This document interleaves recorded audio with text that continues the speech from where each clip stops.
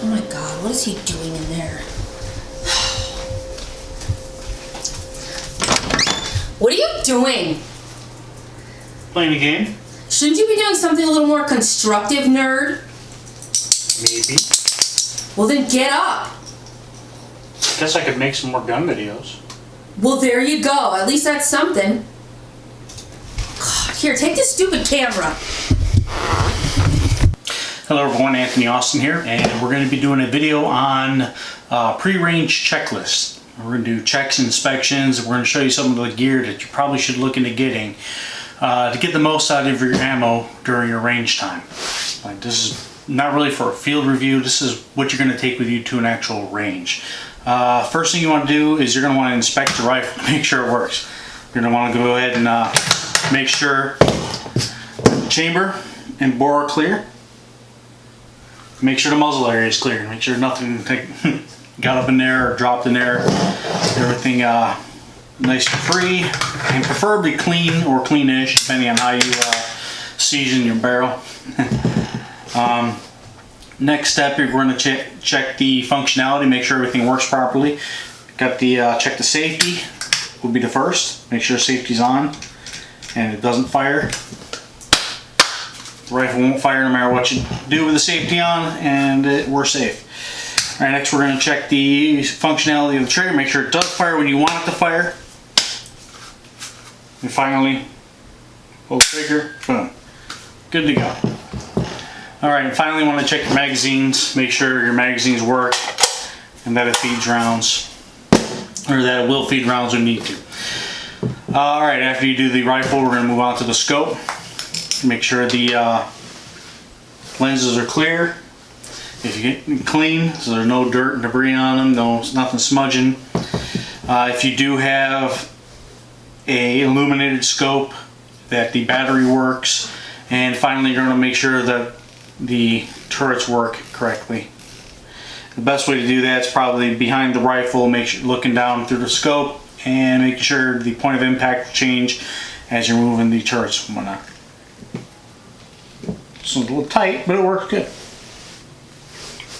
Like so. Okay. Finally, you're going to make sure all the mounts are tight, that there's nothing loose, they're going to come undone when you're shooting. And it's always best to torque them down with an actual torque wrench.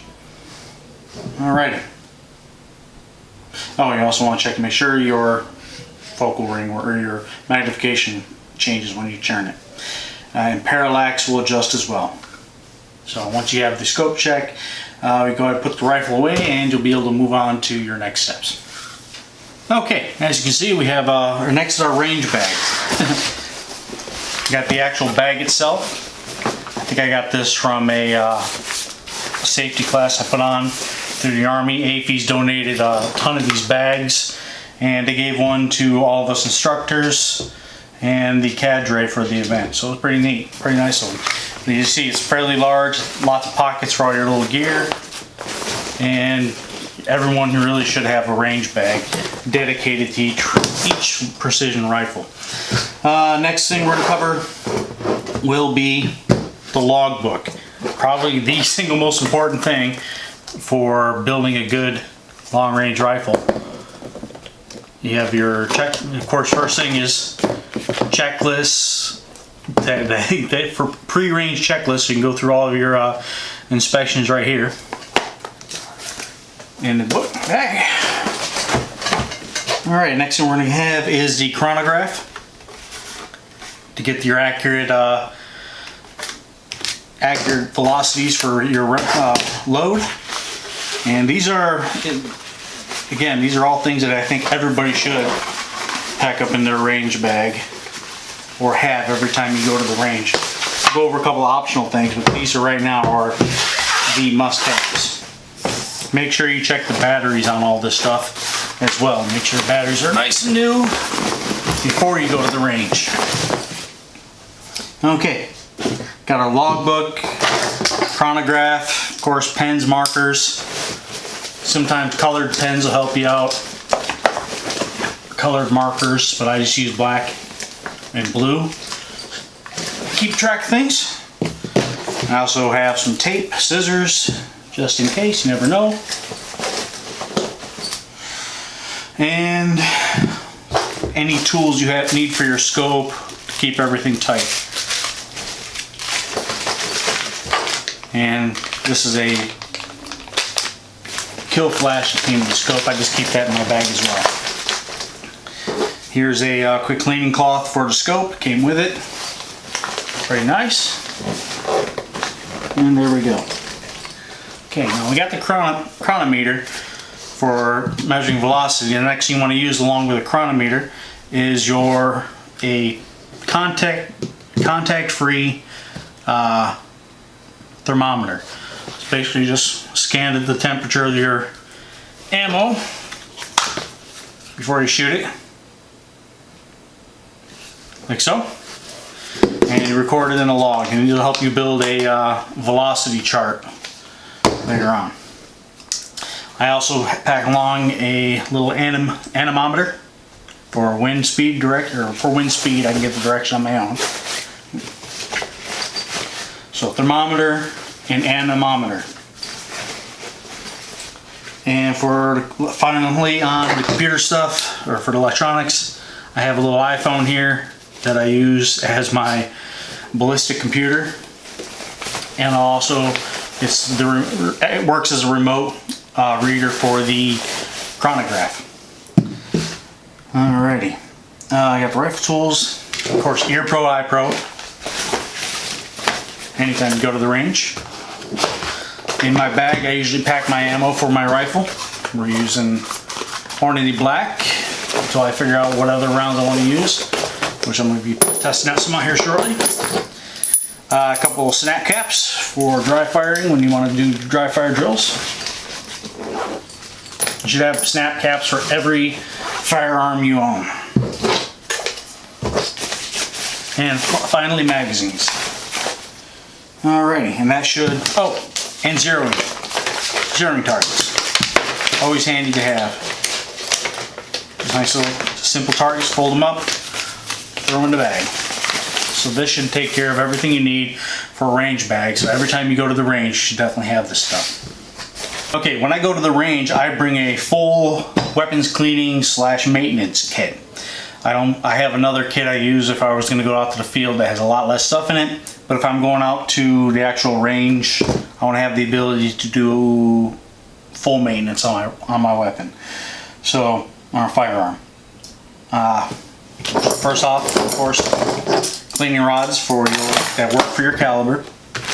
Then we have chamber bore brushes.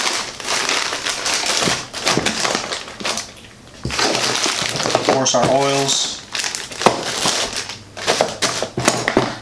Toothbrushes and other lubricants and some other brushes. Q-tips are always handy. I get these nice long ones. And finally, a scope cleaning kit with an actual cleaner that is approved for your optics. So you want to get something that's not going to take any of the coatings off, and some cleaners can do that. So you want to take stuff that's meant for optics. I also have a little flashlight and of course a multi-tool. Finally, last but not least, is a clean rag. Clean-ish rag. This one's been through a ringer already, but it still works. Clean for weapons cleaning. Alright. Moving on.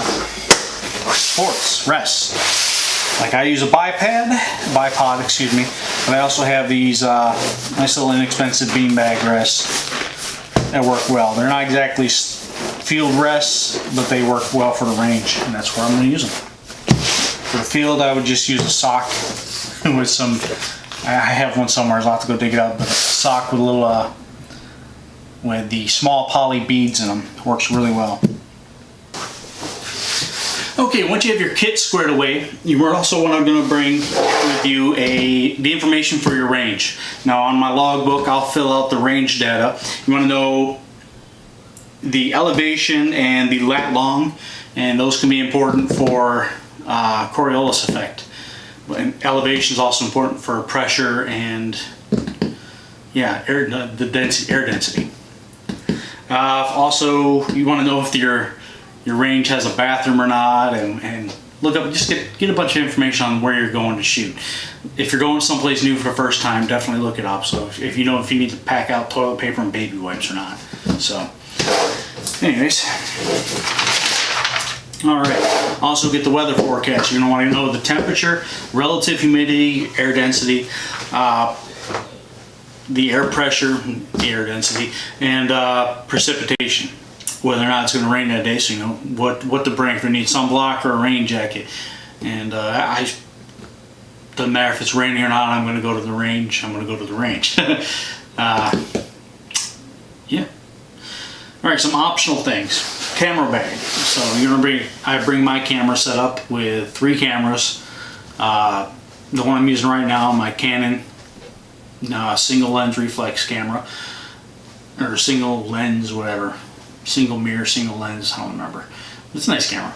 Anyways, got that one. I got another little Canon camera that fits in the pocket. And finally, I got a GoPro if I ever want to set one up downrange at the target. I can set one up there. Finally, or not finally, further, yeah. Also, you're going to want to bring a tripod, memory cards, and make sure all the batteries are charged up for your camera. A couple other optional things. A spotting scope. Now, I don't personally use a spotting scope when I go to the range by myself. I'm just gonna use my rifle to spot. But if you're gonna run at a team, it's always nice to have an actual dedicated spotting scope, so you don't have to have 2 people at the firing position looking through rifles. But you know, it's optional. The other thing you want to bring is targets, something to shoot at. Now, I'll bring a couple different things. You saw the 0 targets I bring. I also have paper plate targets for pistol shooting with just a little pasted dot in the middle.